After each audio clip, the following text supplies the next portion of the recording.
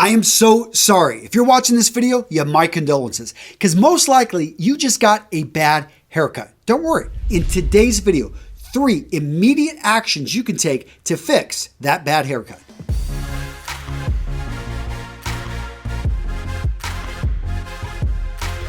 Step number 1 to fixing a bad haircut is to acknowledge that you got a bad haircut and to communicate that with the stylist or the barber. This sounds obvious, but so many guys, they are not even paying attention while they're getting their haircut. The barber shows them the mirror, says, look at this, and they look at it, but they don't really. Or they don't even notice that, hey, they just want it a little bit off the top and all this hair is falling to the ground. When you notice that things are not going in the direction that you expect, stop the process right there. Communicate. Talk with the barber. Let them know what's going on, that you're a little bit worried or this isn't normally what happens. But let's say it's already after the fact. In fact, you've gotten up, you look at yourself in the mirror and you're like, wow, this isn't what I expected. Don't be afraid to ask and to get what you want. So many guys, they don't want to be that guy. They don't want to be a complainer.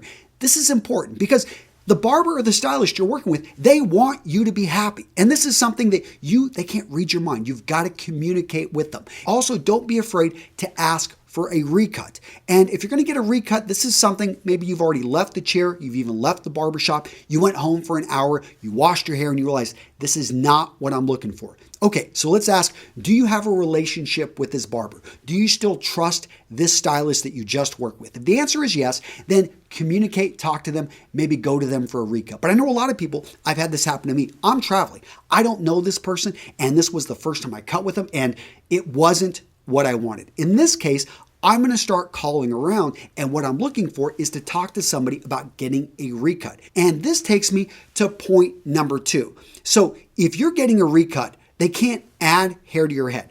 We're going shorter. So at this point, you're going to be experimenting and looking at styles that are going to be for shorter haircuts. Now, I'm assuming that you had like medium length hair, perhaps like me, maybe a little bit longer, and they cut it too short, perhaps over on the sides. Then you've got to look, okay, what are my options here? Now you get to bring in a fade. Or maybe you wanted to really try that undercut. Well, it looks like you just got the opportunity. Now, if they took too much off the top, you still have options here. And this is where it behooves you to seek out the best. You may have to set up an appointment to get access to the best, but it's something that at this point, you want to make sure you go to someone who understands and really can communicate well with you and helps you on this recut. Step number 3 to fixing the bad haircut, don't be afraid of new products going in your hair and this new style. Now, before you leave the stylist or barber that just did the recut, you've got that shorter style, something different than what you normally have. Here's the deal. Talk to them and ask them how you can replicate, how you can make it look like it looks right now. Because you're looking at yourself and you like the look of it, you're pretty happy, but you have never styled your hair in this way. So pay attention. Did they use a blow dryer? What product are they using? It could be that, hey, you're using a clay, you're going to now need to start using a pomade. If you want to make sure you're armed with the information, don't be afraid to buy product directly from them there. You may pay a little bit extra, but you're actually walking out with the product that you just used. Now, as that we're talking about hair care product, guys, I want to let you know, I use Pete and Pedro. I love this product, and no, they're not a sponsor of this video. I just simply wanted to plug them because the founder, Aaron Marino, is a great friend of mine, and they've got this amazing service. I'm going to link to it down in the description of this video, but you can submit a selfie and just simply put your name and email. And I've seen Aaron Marino actually sit and answer tons of these. He'll look at your hair type, your hair length, all the details. He will tell you what exact product you should actually try. So if you got a bad haircut or if you're trying something new, simply take a picture, submit it, and they're going to recommend which product for your hair because there's so many different options out there. Now, for me, 80% of the time, it seems like I'm either going with the putty or the clay. These are my go-to. They just work for my hair type, and I like the look. Both of them, actually, the putty, it's got a high hold with a very low shine. The clay has a medium hold with no shine. Now, if I want to shine, I'm going to use a pomade. Pomade is going to be shiny, and it has a high hold. They've also got this paste that has a medium hold, and it's got a little bit of a shine, but not really too much. He's got some other great products. The sea salt spray is really nice if you want to add texture. And by the way, if all this talk about hairstyles, hair products, if it's got you confused, guys, I'm linking to my free ebook down in the description. And with this ebook, you can actually dive into hair types, all the different hair lengths, how and what products to go for. I've got some cool charts in there. All right, so those are my 3 quick action steps that you can take immediately. Now let's talk about preventing bad haircuts. So the first step in preventing a bad haircut is to over communicate with your barber exactly what you want. A picture says 1,000 words. So use pictures. Take a picture of your best haircut from the front, from maybe the back side. Even do a video going all the way around talking about what you liked. Maybe ask your barber what exactly he did. Keep that on your phone. And a year from then, you'll be able to use that as a reference to get exactly what you want. Now, let's say you don't have access to that picture or that video. How do you still communicate with your barber? The key is you got to be able to speak their language. You got to know the lengths. You got to know the tools. So as you're getting your haircut, ask a lot of questions. Hey, what number clippers are you using on the side? As you go up, are you using a different clipper? Are you changing it out? How are you doing the back? What are you squaring it or are you rounding it out? About the top of my head. Oh, how long are you leaving it up there? Oh, 1 3/4 inches. So all of a sudden, you're able to speak the lexicon of these barbers, of these stylists, and you're more likely to get exactly what you want. The next tip for avoiding a bad haircut, work with the best. So the best stylist in your town, the best barber, they probably got a wait list. They probably have a schedule that you're going to need to get on, and you can't just walk in. Oftentimes, these people are booked solid. Why? Because they are artists. They are really good at what they do. Now, the best oftentimes are going to cost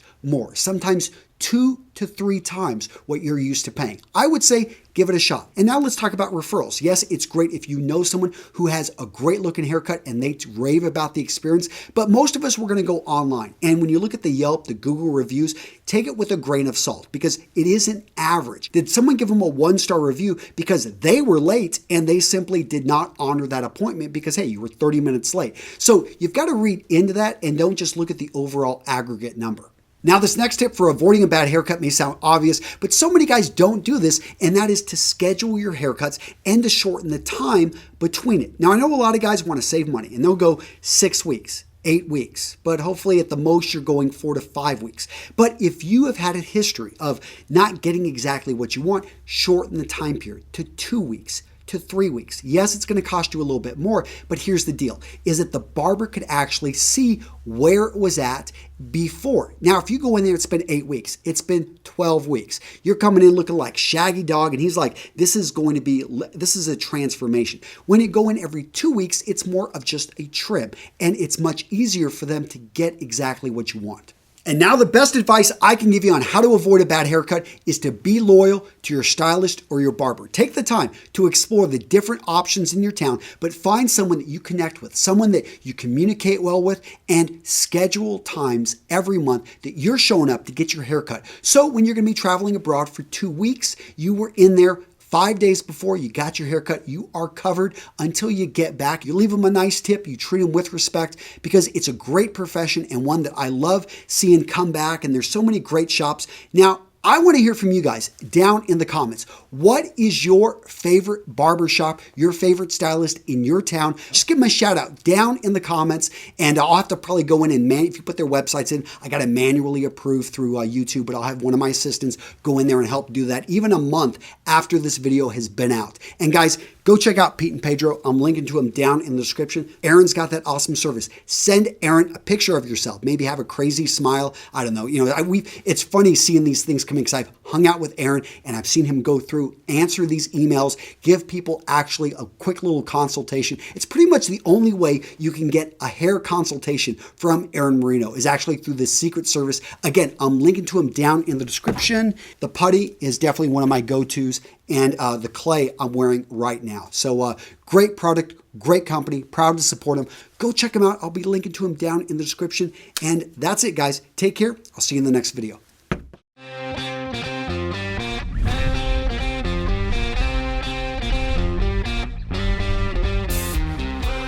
What we were really excited to see was that we ended up getting to interact with quite a few people who had a vested interest in who we were as people, who we were as professionals, and not to be cheesy, but in reality, we felt like we walked away with kind of a brotherhood of people who are interested in seeing how we succeed, see what we do in life, and see what we do with our venture.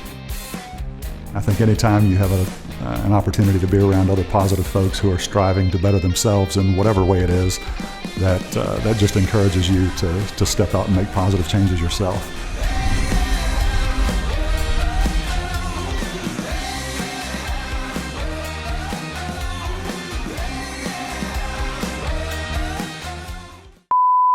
All right, gents, quick bit of trivia. If you take Pete and Pedro and you mix it with Tiege Hanley, you are going to instantly explode with sexiness. This is a proven fact, and I've got some of the scientific data down in the description of this video to prove it, but it's something be careful with. This is only for the experienced, the guys that really know what they're doing. Be very careful when you mix these things. Amazing combinations. I swear, one time I did it, and Aaron Marino just popped up at my door. It blew me away. Powerful stuff, guys.